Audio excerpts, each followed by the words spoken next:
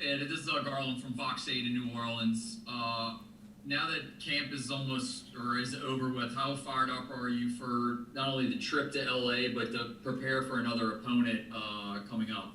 I'm extremely excited. It's been a long time coming for the season to begin, and we've been working real hard. And I'm really excited to see what this team can produce this year, and see how good the coaching is this year too. Are you excited also just to get those pregame jitters back again? I mean, it's been a long time since you can think about a game like there. Are you starting to get a little more nervous excitement that you know that you're about to hit somebody else in a week or so?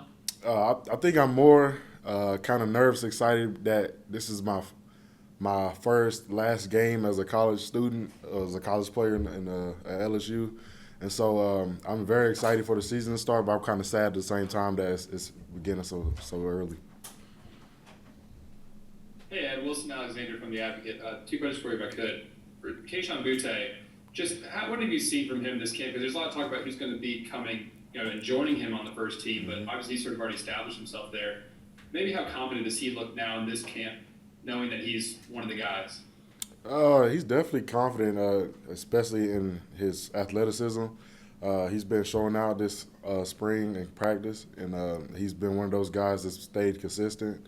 And I mean, he's going to be a force to be reckoned with this season.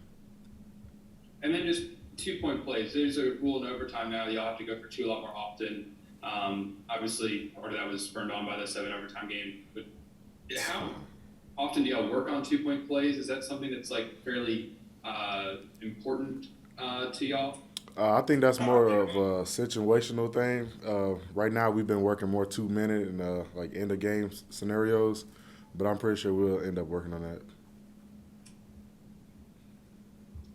Hey Ed, this is Glenn West with LSU Country. Wanted to ask you about the two freshman running backs. It sounds like they've kind of seized control of a lot of these opportunities they get in the last couple weeks. And just what do you like about both Corey and Armani? What have they been showing you guys in practice the last week or so? Both of them are some dominant runners. I tell both of them every day like how good they are, and how they show flashes of like Clyde and some of our other great running backs that we've had. And I'm just happy for both of them. I hope to see good things out of both of them this season. I hope they stay healthy.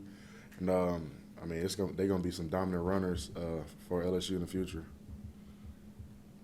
And I mean, a year ago around this time, you guys were defending champs, and it's a pandemic. Just a lot of stuff going on. I mean, now it's coming off 5-5. It's like, how just different is this month of preseason compared? How does it feel in the locker room compared to a year ago? Right now, we're just trying to get back to us, the 2019 us. Last year was a little bump in the road. This year is not going to be the same. We realized what we did wrong. We have no leadership last year. This year we have a lot of leadership. We have a lot of experience on the team, and ultimately we want to win. We're tired of losing.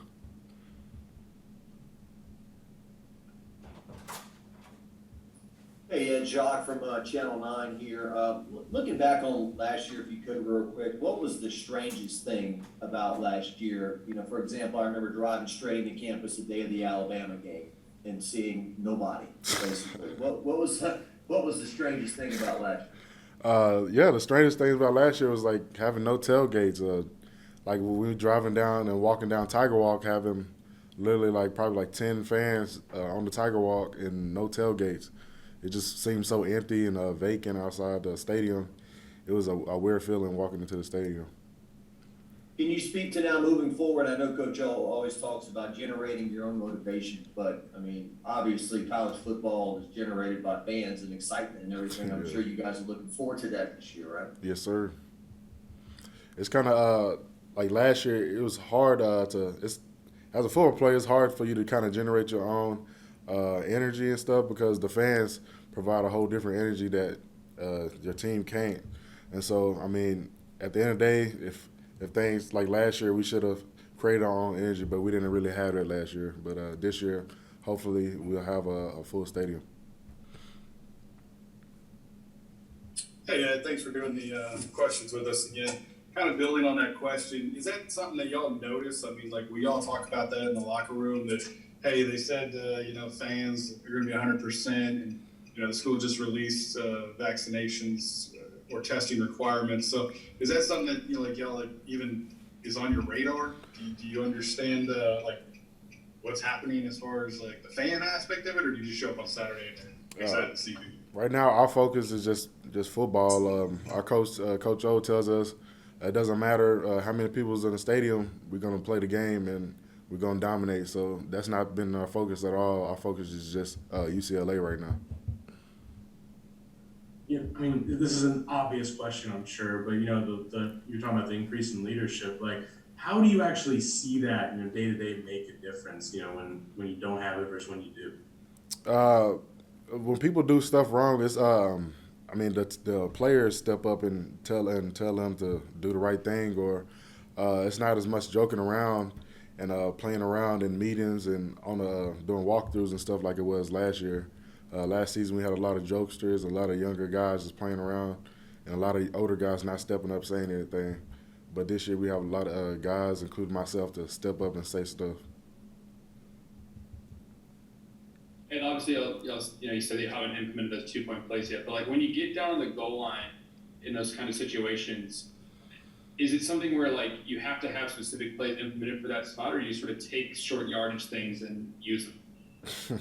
Oh yeah, of course we got certain plays to like punch it in, some short yardage plays as well.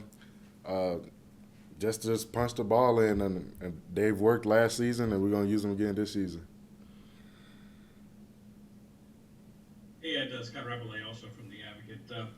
After a 5-5 season, obviously, there's always a lot of attention on the head coach and what his future might be like. What would you like people to know about Coach Orgeron that maybe they don't know, and what and the impact he's had on you in your time at LSU? Coach O is a player's coach. He's probably one of the best coaches that's ever coached me as a head coach. He knows when to get to business. He also jokes around at times, which is what I like about him. He's kind of like a father figure. You know that if you need anything, you just go to him. If you need to talk, you go talk to Coach O. He's helped me out a lot while I've been here.